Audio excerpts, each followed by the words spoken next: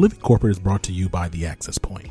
The reality is, this is the largest influx of Black and brown talent corporate America has ever had. And as a result, a variety of talent entering the workforce are first-generation professionals. The other reality? Most of these folks aren't learning what it means to navigate a majority white workplace in their college classes. Enter The Access Point, a live weekly web show within the Living Corporate Network that gives Black and brown college students the real talk they need and likely haven't heard elsewhere. Every week, our hosts and special guests are dropping gems, so don't miss out. Check out The Access Point, airing every Tuesday at 7 p.m. Central Standard on livingcorporate.tv.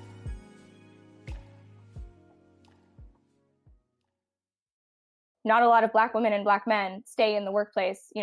Attrition is as large of a problem, if not larger, than retention is. And it's because you are inviting a different demographic of a team when you're inviting Black people into the workplace, but you treat them and expect them to show up like white people and you manage them like white people.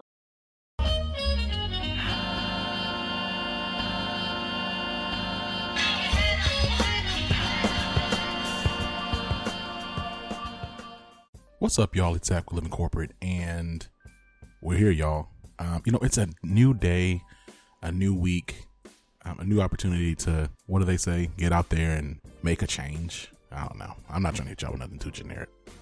I am honestly, really thinking about this murder trial of Derek Chauvin for his murder of George Floyd. And folks have reached out to me and asked, okay, are you watching the trial live? How are you keeping up with it? And I'm conflicted, y'all, because work and life is exhausting enough. And it feels as if, we're just leaning into trauma. At the same time, you want to know what's going on because you want to hope that the outcome of this trial will be different. And then there's probably some level of just morbid curiosity as to what's going on, right? It's just conflicting. For me, I've made the decision that I'm not going to be watching live, right? I may use Twitter to check in from time to time, but I'm not going to be consuming that in real time. It's almost like George Floyd is being murdered all over again. And these discussions become some litigation of his humanity rather than some true pursuit of justice. Even in the commentary from both the prosecution and the defense, both of them claim that this has nothing to do with policing as a whole, but rather an individual. And so even getting that bit of information, y'all, was frustrating. It's easy to look at individual case to individual case. It doesn't require any level of critical or systems thinking. It doesn't force us to investigate patterns of behavior or to connect common threads and themes. Frankly, it absolves us of any type of accountability and consciousness that comes with examining patterns and themes.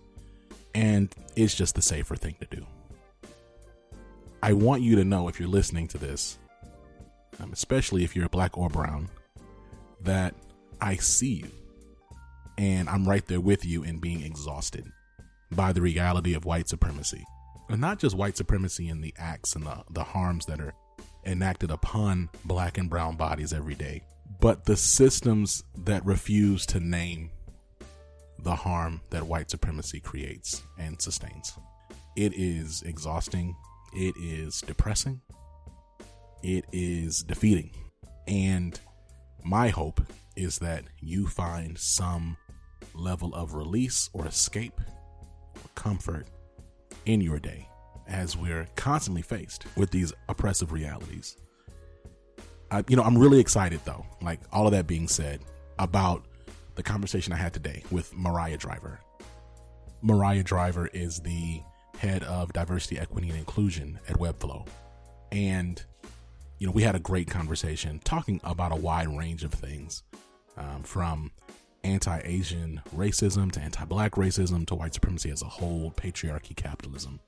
The challenge that DEI faces today, the future of DEI. We even talked a little bit about if she had hands or not. For those who don't know, just Black vernacular, if you have hands, that means you can fight. All right.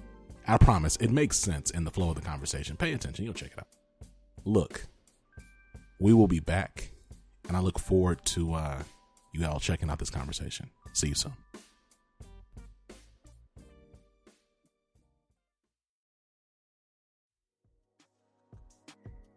What's going on, Living Corporate? It's Tristan, and I want to thank you for tapping back in with me as I provide some tips and advice for professionals. Today, let's talk about a couple different ways you can use LinkedIn to find a new job. Many of us started LinkedIn profiles, filled them out, and sort of left them to die. We know that we're supposed to have a profile and that they can supposedly help us land a job, but we don't necessarily know how to locate the job opportunities that may be out there. So I want to discuss a few methods to help you throughout your search. You may be aware that LinkedIn has a job board where companies can post new opportunities. Most of us just come and search for a job title and that's it. But what if I told you could filter your results by LinkedIn features? For example, you can use the filter on LinkedIn's job board search to find jobs only in your network, meaning you will only see jobs where you have a LinkedIn connection. You can then reach out to your connections before applying to learn more about the job and even potentially ask for a referral, since we know that can make you more likely to land an interview. You can also look at the alumni connections you have for any role posted on LinkedIn to reach out and do the same thing. Instead of searching for job titles, you can also search by skills.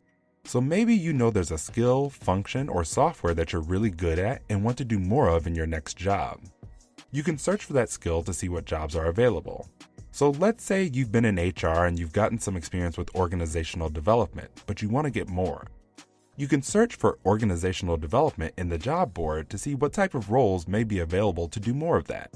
Or maybe you're in accounting and you became an expert on the Great Plains software. You can search for that as well. Did you know you can search for remote roles on LinkedIn too? Instead of putting your city and state in the location portion of the search, type in remote. If you're looking for remote opportunities based in your city, you can still search for the city and state, then click the remote filter in the options under the search bar. Just remember, this will show fewer results as we're narrowing it down by geographic location. Lastly, don't be afraid to search through hashtags like #jobs, #apply-today, #join-our-team, #hiring-now, and #now-hiring. You can also search for more specific hashtags like #accounting-jobs, which could lead to more tailored opportunities. The moral of the story here is that there are numerous ways to search for roles on LinkedIn. Make sure you're taking advantage of all the avenues LinkedIn offers to help you land that new gig you're looking for. Thanks for tapping in with me today. Don't forget, I'm now taking submissions from you all on career questions, issues, concerns, or advice you think may help others. So make sure to submit yours at bit.ly/tapintristan. This tip was brought to you by Tristan of Layfield Resume Consulting. Check us out on Instagram, Twitter, and Facebook at Layfield Resume, or connect with me, Tristan Layfield, on LinkedIn. Living Corporate is brought to you by The Break Room. Have you ever felt burnt out, depressed, or otherwise exhausted by being one of the onlys at work? You know what I'm talking about. Hosted by Black psychologists, psychiatrists, and PhDs, The Break Room is a live weekly web show in the Living Corporate Network that discusses mental health, wellness, and healing for Black folks at work. Name another weekly show explicitly focused on mental health, wellness, and healing for Black folks at work. I'll wait. This is why you got to check out The Break Room, airing every Thursday at 7 p.m. Central Standard Time on livingcorporate.tv. Mariah, what's going on? How you doing? Hello. Busy time in the world, sad time in the world, but I'm really glad to be here. Look, I'm glad to have you here. Now, of course, we're going to talk about, your journey. We're going to talk about Webflow. We're gonna have a conversation. I think, considering the fact that we're recording this on March 18th, I'd like to understand a bit more about, how you as a diversity, equity, inclusion leader are processing the senseless white supremacist tragedy that befell that group that befell that group in Atlanta, and then two, where Webflow is on creating equitable and inclusive spaces for their Asian and Asian American, East Asian employees, as well as what is Webflow doing to create or to make Webflow a choice destination for that group, that community. Yeah.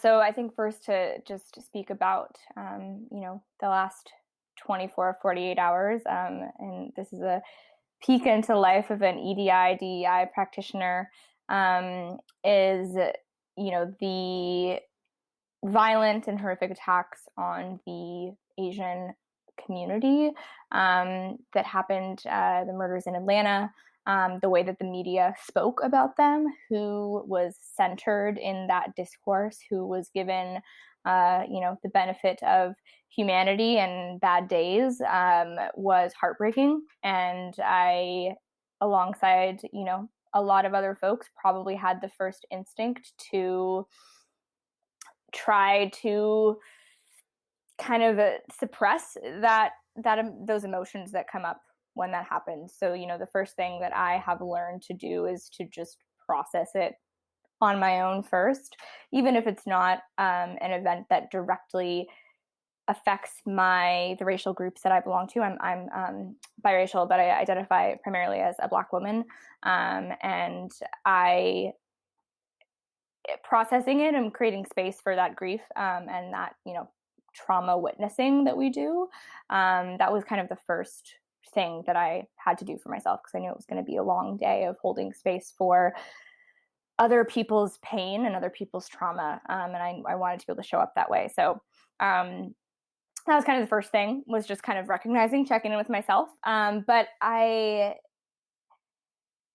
way that at Webflow we responded, and I said this to my CEO. I said it's both heartbreaking and inspiring to see how good we've gotten at, and how quickly we've been able to respond to these racially traumatic and politically charged events against certain minoritized groups, because they've happened so frequently that it's gotten to the point where now it feels like we can respond within hours in ways that we weren't able to do before George Floyd. And it was inspiring to see at Webflow, a group of folks from our ERGs.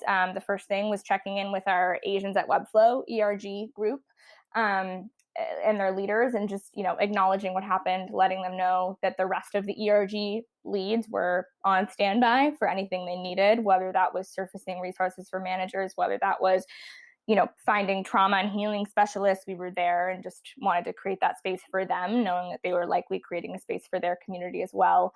So the first thing we did was checking in with them, asking what they needed.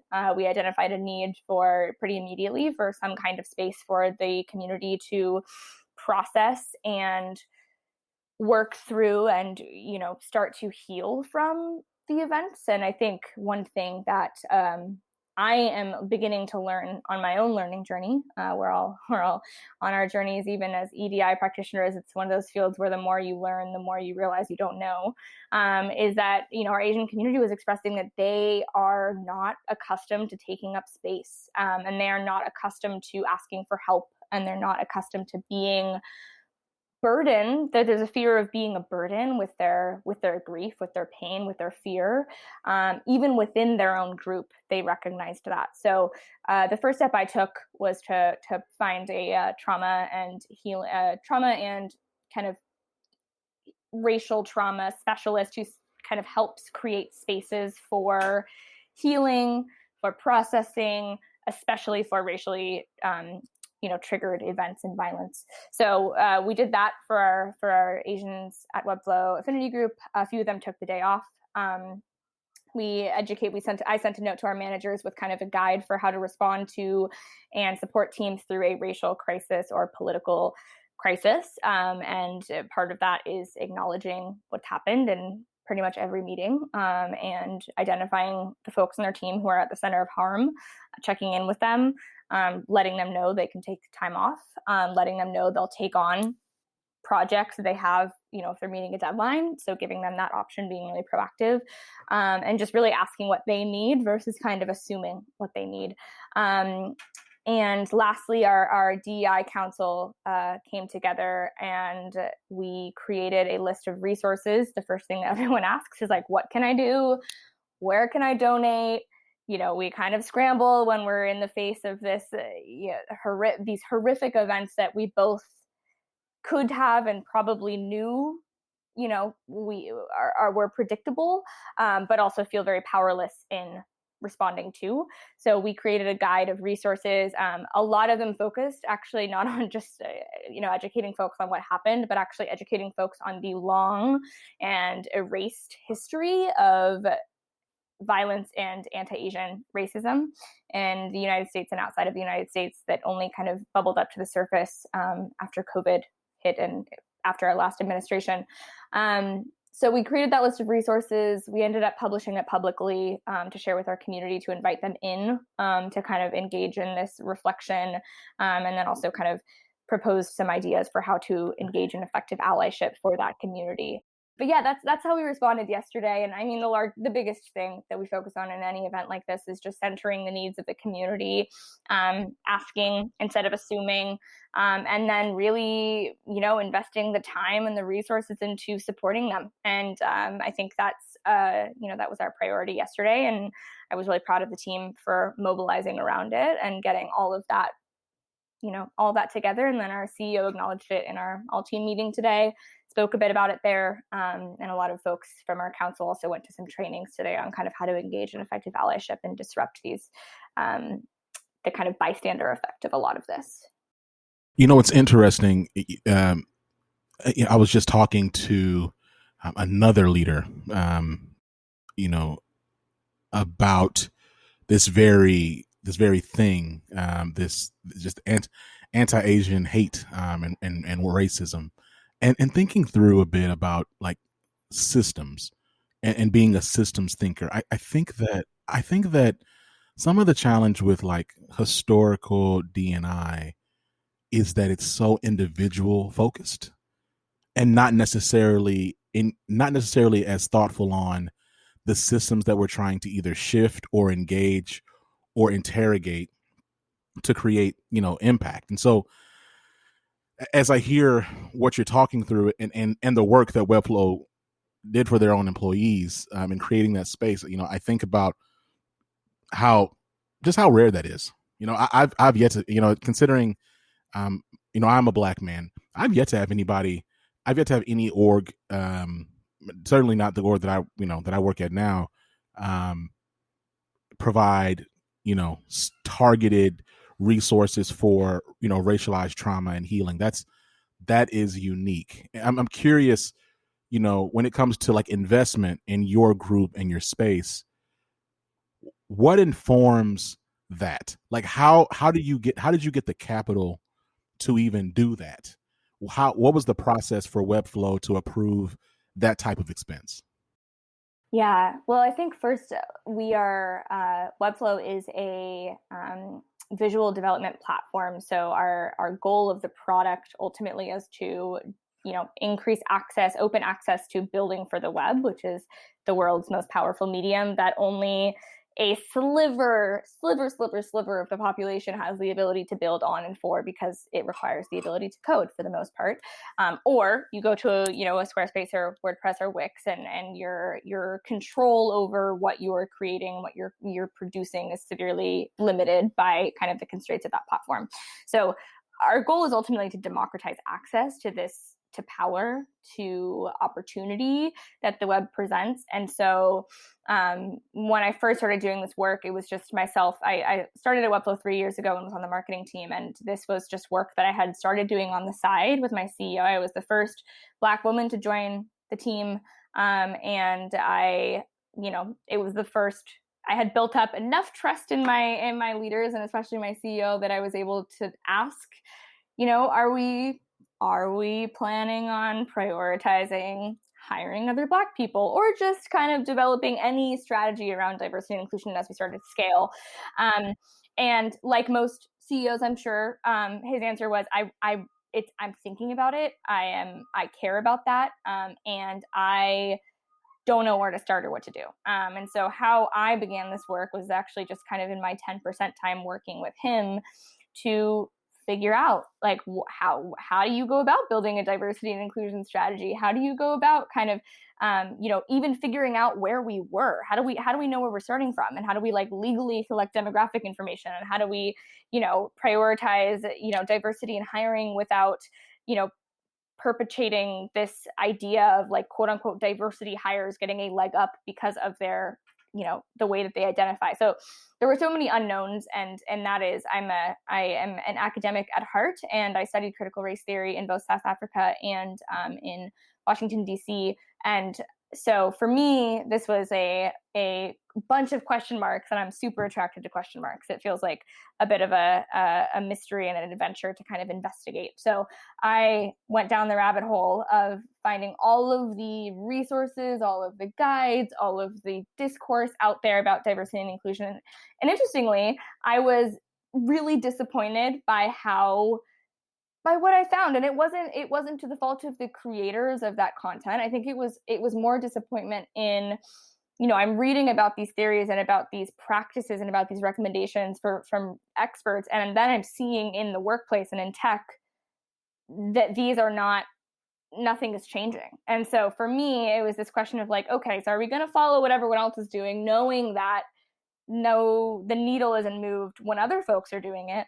Or are we going to figure out a different way to go about this? So my CEO and I kind of, for him, our mission to democratize access to the web, our core to that mission is diversity, equity, and inclusion. It's creating equity in the world, which is opening access to opportunities. It's, ensuring that ecosystems for creatives and for entrepreneurs are valuing and respecting and uplifting everyone and not excluding anyone on the basis of their identity, and just being representative of the world that we live in, which right now the creators of the web are not. And so that is kind of the impetus, is that and I think this is the advice I give to all DEI practitioners who are just starting out, is if you have to fight for budget for, DEI, or you have to make the business case to the people in power at your company, that's always going to be a battle. And so I got very lucky that I was working with a leadership team, and especially a CEO who inherently felt and understood the importance of it and felt personally committed to prioritizing it alongside the development of our product and our company, because he did not see the opportunity for those things to be decoupled. So that's kind of where the impetus for this, there's no question of, do we invest in this area? The question is kind of, how do we invest and how do we scale, and how do we make sure this is sustainable? What we don't want to do is overinvest in the beginning and then have to kind of work back, kind of take things off later down the road. So strategic investments have been a core part of what we've been doing. But, with every round of fundraising we go through, we increase the amount of money that we're committing to these efforts. And I feel so fortunate that when I have gone to my CEO, our head of people, that it's never been a question of, is this a worthy investment? Or is this, for in this case, our Asian community at Webflow, do they need this? That's never been a question. So I've gotten very lucky in the sense that I have their trust to make strategic investments, and that they're willing to, and they understand the core importance of it beyond just kind of this nice to have. Yeah. I think I've had conversations with other women who identify as Black on Living Corporate, and they talk about their role as diversity officers, or in some way they're like the leader of people, but they own this is part of their role, right? And a pattern that I've seen is that most of these roles they churn out after about a year and a half, 2 years, because there just isn't that support. There's not that investment, right? It's almost like, okay, why did you even hire me if you're not going to invest? You're not going to listen to things I say. You're not going to take my recommendations. Does it feel natural at this point to be heard, or was that something that was like, is that still like a new experience? And I'm not trying to, perhaps I am projecting a bit, Mariah, because I think about my experience in corporate America. Often I feel as a Black person, even as a man, of course, I benefit to a degree from patriarchy, of course. But as a Black man, like I'm not heard often, right?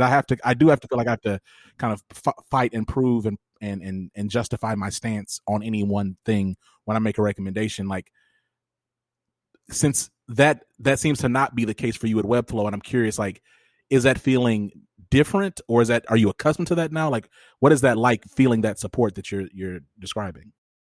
Yeah. I won't say that the workplace I'm in or any workplace I've ever been a part of has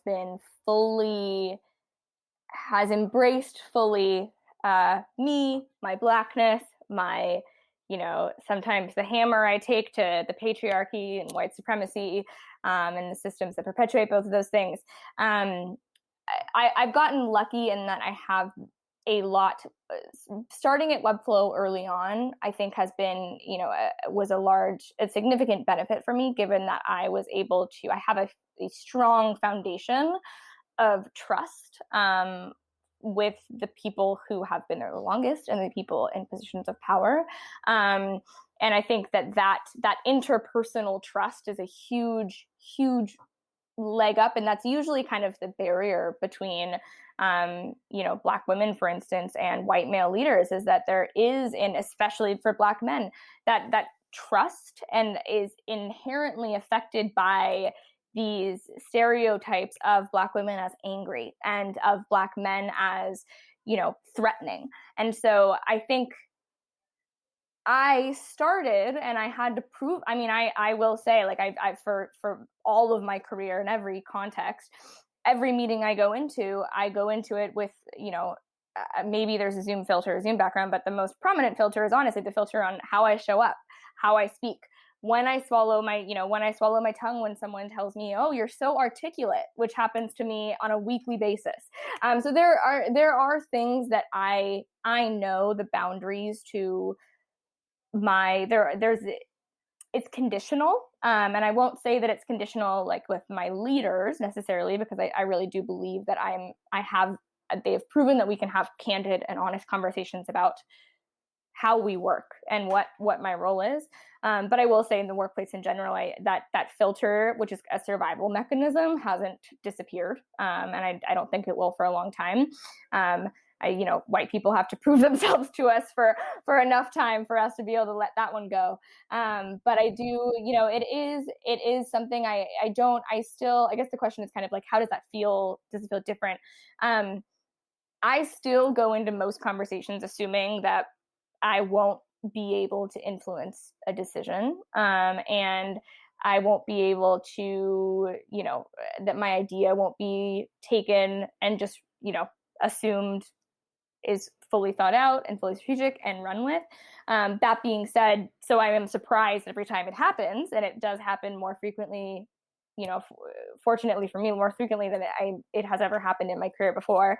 But I think, there's a limit, and there's still a feeling of conditionality around kind of what it means to be a Black woman or a Black man in the workplace.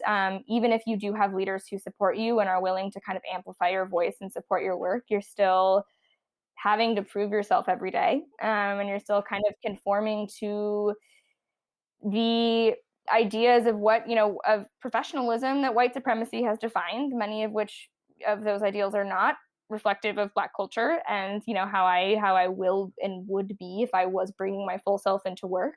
But I do feel like we're starting to make a lot of progress in the way of kind of changing those norms, and instead of inviting Black people into the workplace and asking them to change themselves, is actually starting to change the workplace. And I think that's the kind of conversation, that's where we are right now as an industry. And I think that's going to be the only thing that, as you hinted at earlier, not a lot of Black women and Black men stay in the workplace. Attrition is as large of a problem, if not larger, than retention is.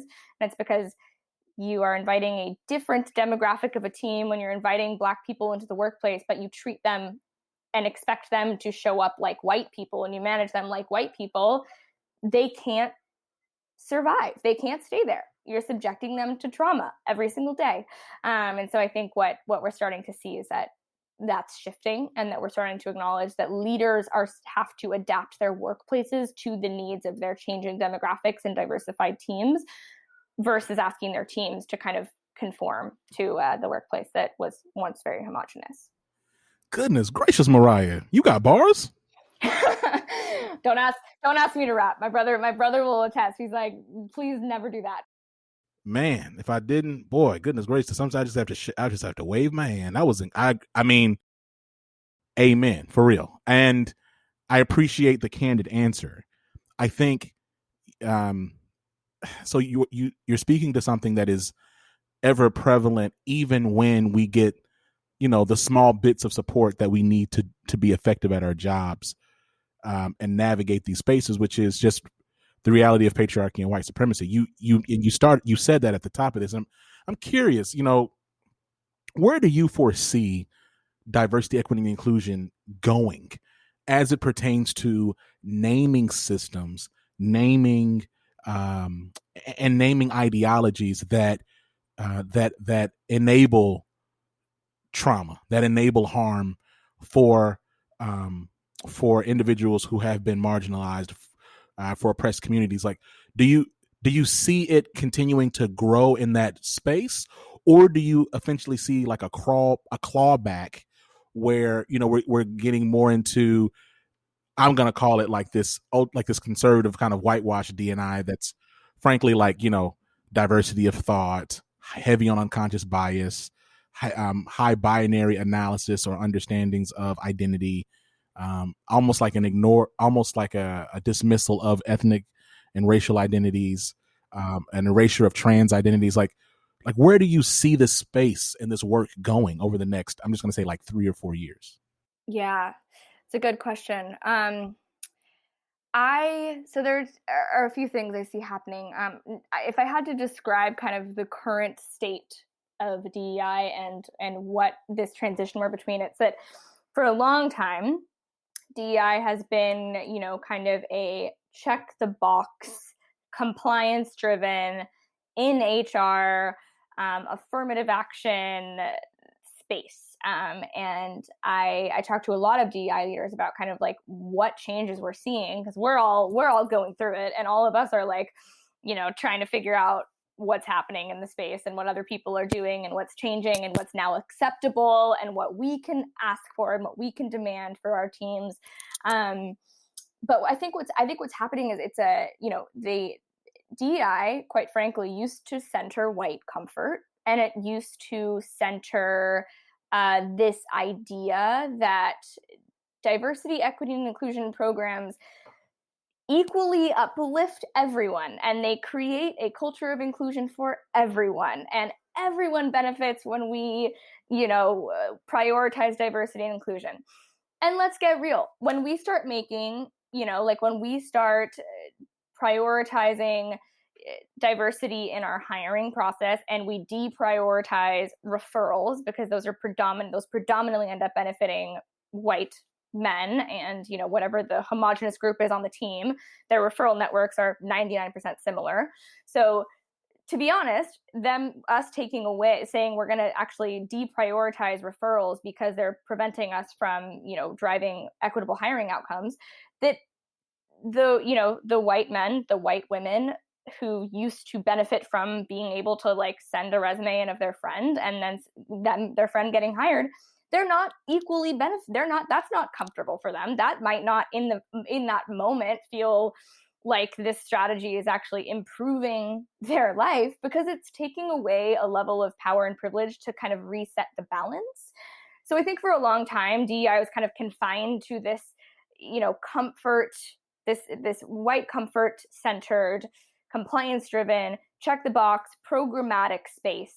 And I think now there are two phenomena that are happening, I think are changing this. Number one, Gen Z is coming in, and Gen Z is loud. They're like loud, and they are demanding, and they are what a lot of people would call, quote unquote, the woke police. But I mean, they have a lot of Twitter followers. So like people are taking them seriously.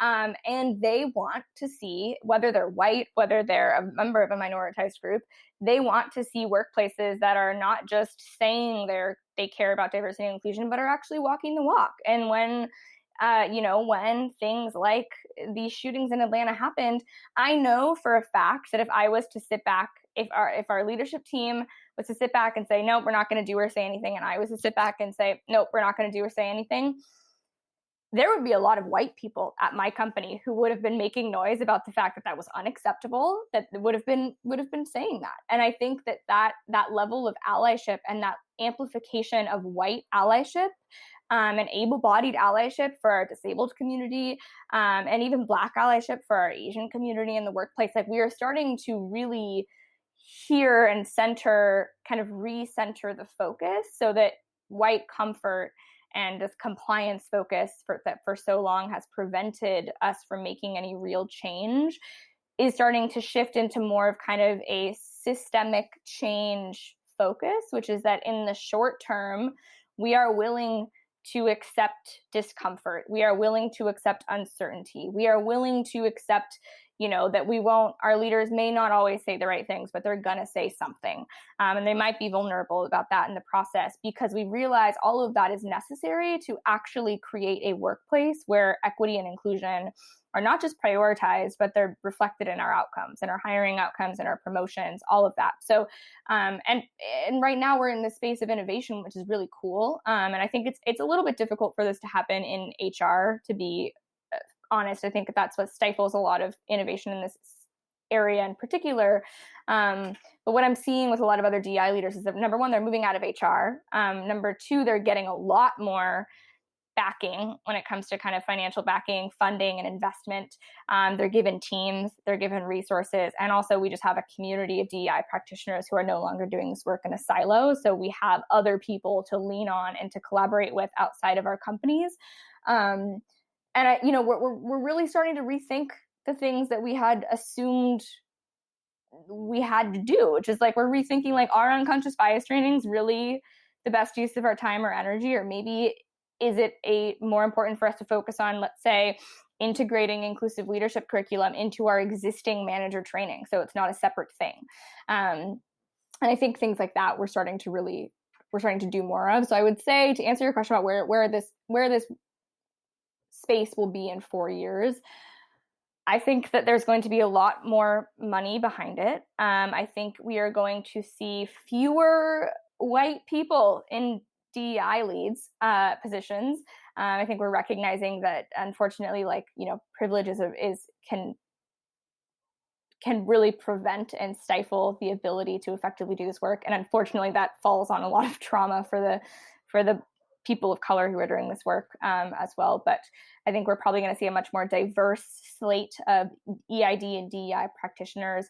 And I think that we are going to see this space transform into one that is more innovative, more creative, and less averse to conflict or discomfort or compliance, and I think that's really how we're going to see change happen. So I'm excited about that. I think we have a lot of problems, we have a lot of barriers to overcome in between now and then, but I do think that the level of transparency we're starting to expect from companies will help drive that change, and make it no longer acceptable to, say you're committed to DEI and have all white leadership teams. So a few things is the one thing you said that stuck out to me was this idea around centering whiteness in general, and then white comfort specifically, right? And frankly, it's what makes Living Corporate, or what has made Living Corporate as a platform, so attractive or unique to folks, because we literally come on here and we name the things that your average corporate space won't name. I agree to your point around, like, I'm so excited about Gen Z coming, and I'm excited about our own generation too. Now, a lot of us are still kind of scary, but Gen Z is not scared. Like, they come in, they're like, no. I want the smoke right now, actually. And I don't actually care if y'all want to fire me. I don't care. Like I'm working 5 jobs anyway. It doesn't matter. I'll go get money doing whatever. Like their whole mindset and how they think about how just how their focus seems to be so much more civic minded, and they have expectations. Even if they can't articulate the full complexity of a thing, they are resolute in what they want to see and are willing to like raise their voice to get that expectation, to get that result. And that's exciting to me. I'm curious, when we talk about, and I look, Mariah, look straight up. I'm gonna get y'all, for those listening, I'm gonna tell y'all straight up. We had all these questions. Mariah dropping some different kind of heat. I'm over here like, wait, now she got me going. I have new questions. So we're improvising. That's what we're doing. We're doing it live. So it's interesting though. Like you talked a little bit about inclusive leadership, and you talk about integrating those expectations just for everyone's day-to-day job. Is my challenge continues to be, as we think about these organizations, is what does it really look like to fundamentally shift leadership mindsets and behaviors? When you think about like a lot of these programs, you have ERGs, and I might bring in a speaker, or we might do some type of event, or we might do a happy hour or whatever the case may be. But we talked about the brass tacks of like really shifting and changing policy and radically reimagining what a leader looks like in an organization, because that's how things change. But I don't know where I'm seeing DEI having a strong voice in that work, the radical reimagination, or I'll even just say a dismantling of abolishment of certain policies that really that create harm and or are just have such wide gaps that it's easy for them to be exploited at the for them to be exploited at the expense of Black and brown talent. Like, I'm curious about what are your thoughts on that?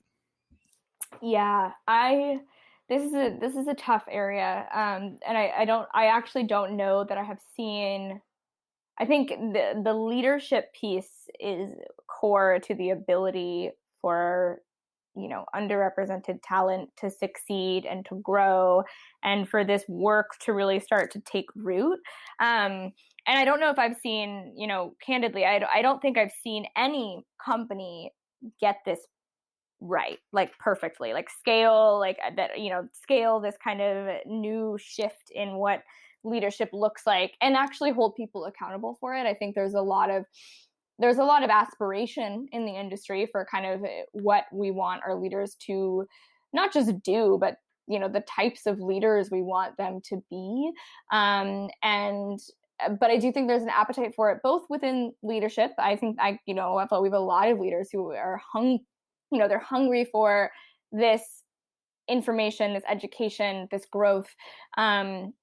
What it comes down to is to change systems. And in this case, we're talking about both kind of like processes and talking about behavioral systems. So systems of behavior, patterns of behavior. I studied psychology, so this is where I am maybe bordering on pessimist realist, but I don't believe that you can change behavior without changing incentives and without changing without creating new incentives and getting rid and like identifying what behaviors previously were incentivized that are preventing progress in this area, and how you create accountability levers for that. So I think that's for me how we start to move and again drive a systems change is not just focusing on changing the people, because the reality is like, if I'm relying on changing people and changing their default patterns of behavior and changing their opinions and convincing them of kind of the moral or business case, like, I'm going to be doing this work for 100 years and nothing is going to change. But I think what we can do is we can start to identify, that people's behaviors are guided ultimately by systems of incentives and rewards. So they are doing the behavior that's serving them in some way. And so if they're engaging in behavior that is non-inclusive, that is perpetuating microaggressions, maybe they're, hiring all of their friends, maybe they're only promoting the folks in their team who look like them.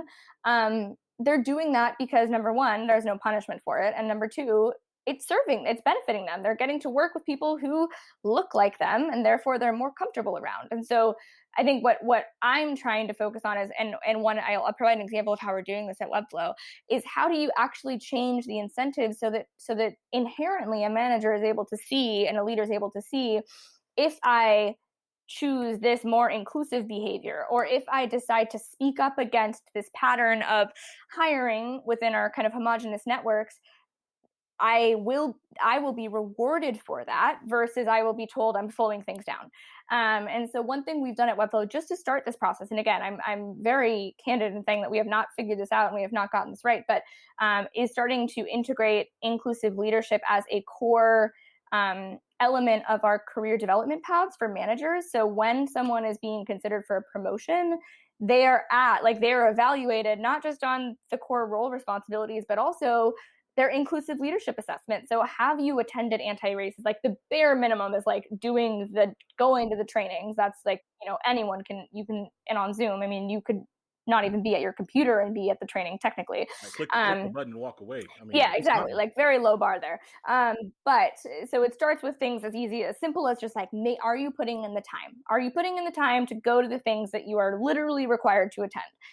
The next level is like, are you, let's look at we're becoming a lot more transparent and frequent and accurate with our data collection. So let's look at your hiring patterns. Like, have you been prioritizing and hiring teams that reflect the diversity of your candidate pools? And have you been working with the recruiters effectively to attract, and make sure that we're advancing diverse talent to the pipeline at equal rates? Who have you been promoting? How have you been supporting your communities? Things like that. Like, have you been engaged in the DEI council? So we look at all of those. And so the good news is that these now are not just like, oh, you're a good person, manager, for doing this extra work. It's actually an expectation for them. So we're trying to start kind of experimenting with this to see if managers know that like this actually could help me get my promotion, even if it has to come from a very selfish place. We're selfish animals. That's just what we are. So might as well work with it. I'm okay. I'm happy with that. So I think that we'll start to see that's kind of the positive side of it. And then there's like, the not so pretty side of it, which is that the only way you're going to change this system and change kind of the status quo of leadership is if you start to become intolerant to exclusionary, harmful, discriminatory behaviors. And what I say there is like, if there is a manager who has had 2 people on his team report instances of feeling, either like blatantly discriminated against, or even just disrespected, or even undervalued, or not, not heard or not recognized the same way as their colleagues, and you don't do anything about it, that you're sending a signal to your team about what is okay and what is not. And so that's where it's going to perpetuate itself. And that's kind of where the rubber meets the road, and where it sometimes does get difficult for leaders to make those kinds of decisions. But ultimately, you're not going to be able to change the status quo without starting to really draw the line on what you tolerate from your leaders. Yeah. I mean, it's just real bars. And I'll say this is like, white supremacy and patriarchy is so deep and entrenched in corporate America that like what you just described, folks would call radical. Yep. I know. Folks would call that radical. And it's like, no, like it's actually not, but it is relative to this because just basic accountability. Yep. So let me ask you like a technical question. I promise this is not a case interview, but I do have this. I'm curious about this. Case interview is a triggering word. I went through those consulting firm interviews. I'm like, oh man, brought right back. No, it's okay. Put me okay. in. All right, here we go. So what I'm trying to understand when it comes to incentivizing inclusive leadership behaviors for executives, should it be a bonus that you receive, or should it factor into your like bread and butter salary? Why? Also, that's a good question.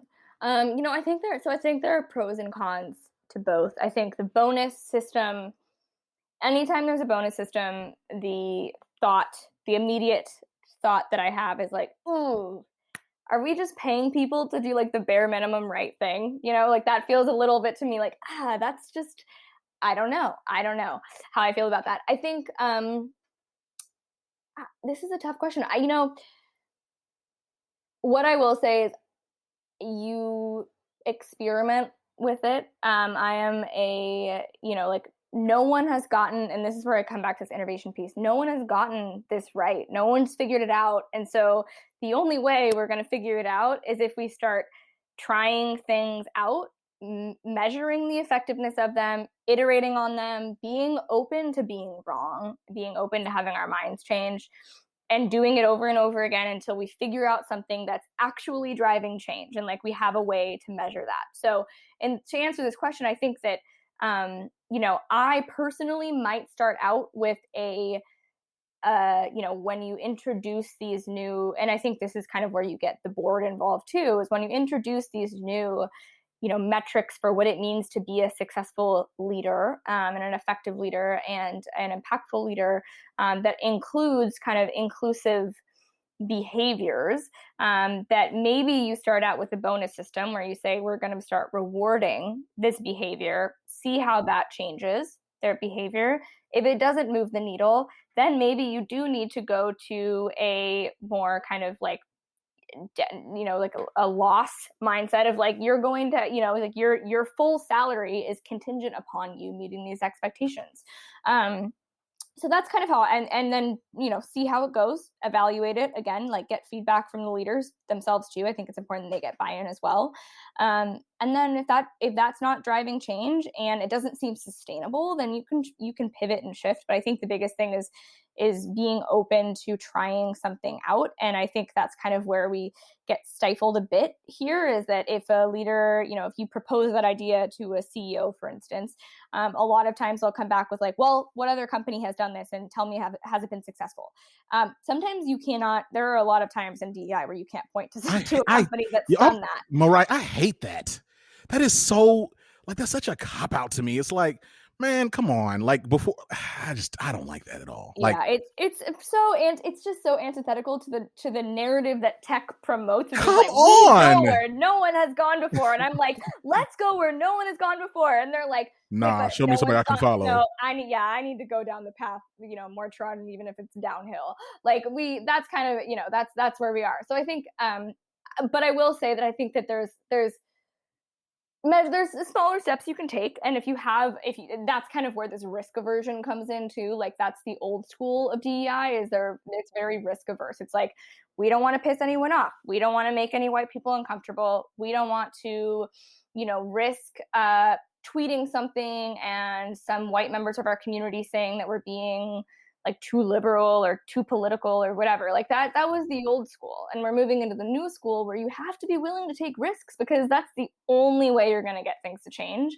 And it's just making sure they're strategic, and that you're investing in the right place. So, I don't think that I would necessarily recommend introducing that kind of bonus system, especially at an executive level, until you've really, really clarified like what you want to see and made sure that those executives feel supported in making those changes, and feel set up for success, because otherwise it could then backfire. And again, DEI could be seen as kind of like a, check the box thing.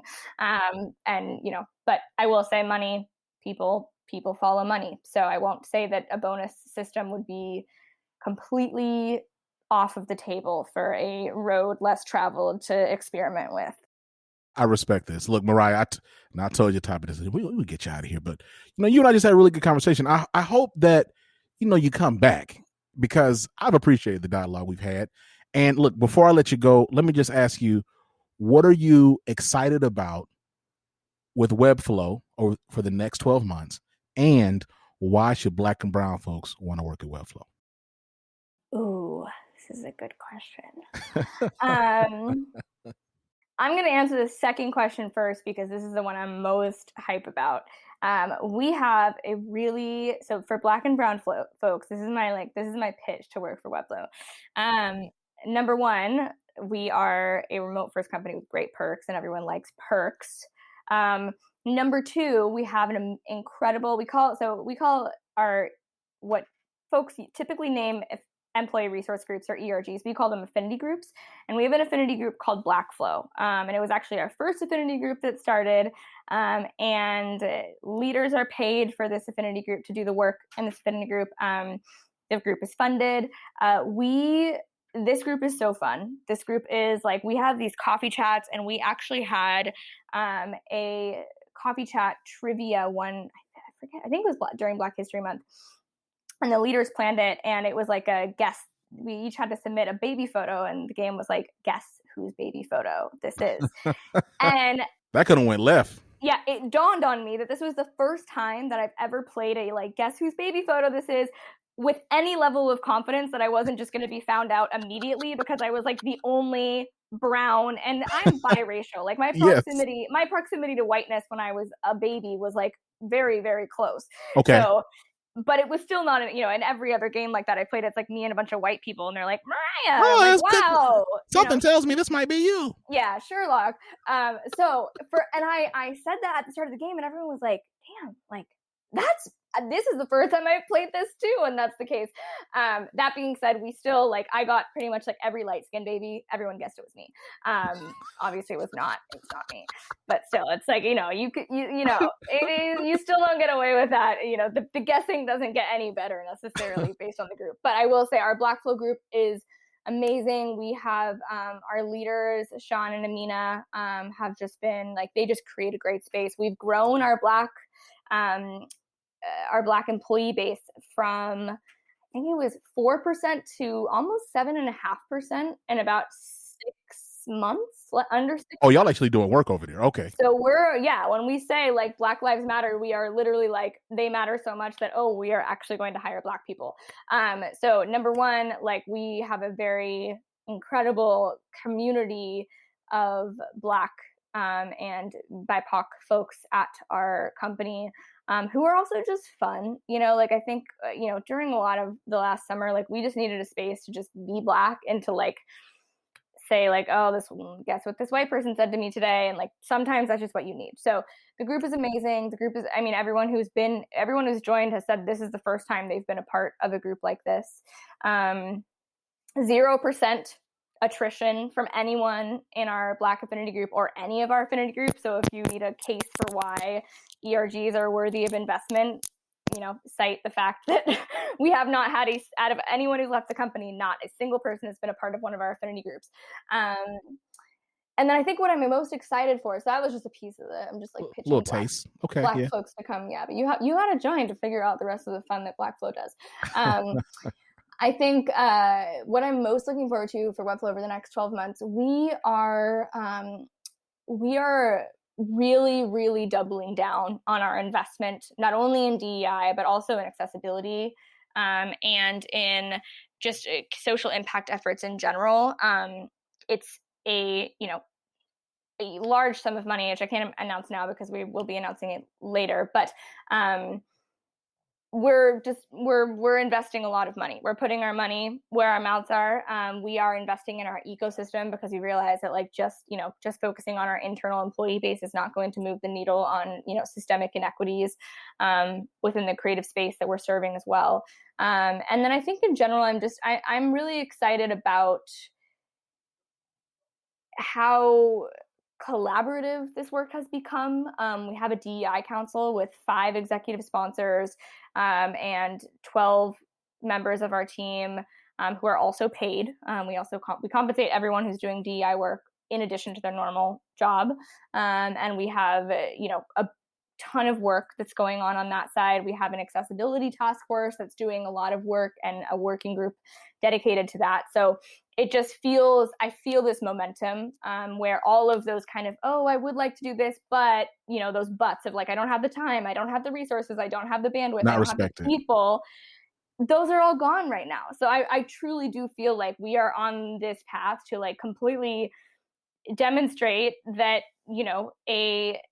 a company that started out with white leaders and with majority white employee base can reflect the diversity of the world that we're serving, and not only our internal community base, but in our leadership levels, in our customer base, I think we are on a path to do that. And I am excited about it, scared about it. But I think I'm just, I think what's most exciting is that I'm working with people. I feel like I'm part of a team who's all motivated to change and risk things and try things out and take that road that no one's ever taken before, and hopefully start to show other companies what they should and can be doing. So I'm excited about that.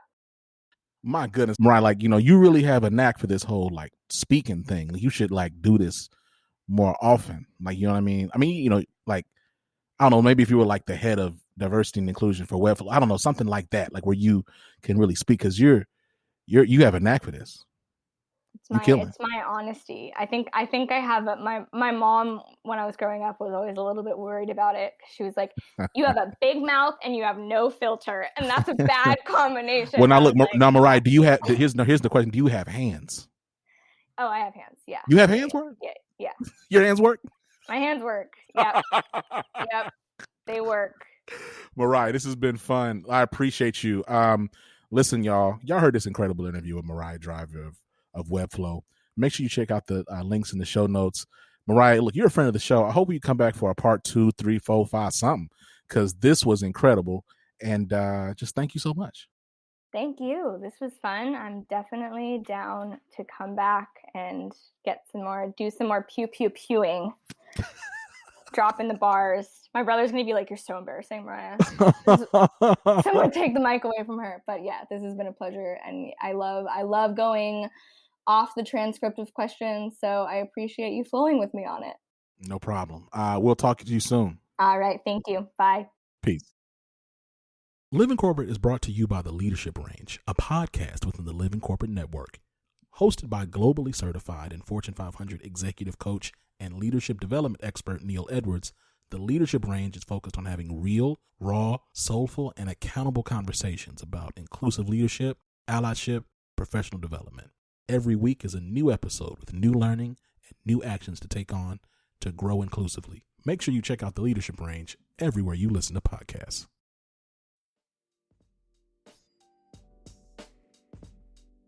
And we're back. Y'all, want to thank Mariah again for being a guest on Living Corporate. Shout out to Webflow, the things that they're doing over there. Shout out to, everyone speaking truth to power and really taking risks, right? Taking risks. The era of trying to walk this line or, balance or something, we're past that, y'all. And the thing about it is history is cyclical, because we've been past that for over 100 years, 150 years. But we're really past it. And if you're hearing this, please take this as encouragement to use your voice, use your power, use your platform, whatever that may be. Be it your board seat, be it your 9-to-5 job, be it the blog that you write, be it your LinkedIn page, be it your Twitter account, be it, the dollars that you have, be it the time and the talent that you have. Use it to push back against systems that continually oppress us, right? Use it. Use whatever you have. That's the only way we're going to get free. Now, I also recognize a lot of us don't necessarily want to be free. A lot of us want to be white. We want to be in the position of authority and power. We don't necessarily want to share. We simply want to be in the position that we see the majority group in, so that we can control and dictate and command. But for those who are passionate about true freedom, who are passionate about real equity, who are passionate about dismantling systems, this is the season to step up and do something. Do something that may scare you a little bit. Step out of your comfort zone. Challenge yourself. Push past your own fragility. Push past your own insecurity. And do it. Until next time, this has been Zach. Catch y'all later. Peace.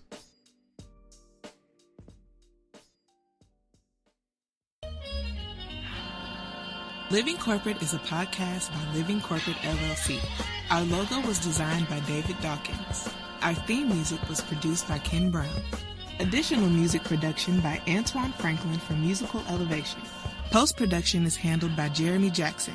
Got a topic suggestion? Email us at livingcorporatepodcast@gmail.com. You can find us online on Twitter, Facebook, Instagram, and living-corporate.com. Thanks for listening. Stay tuned.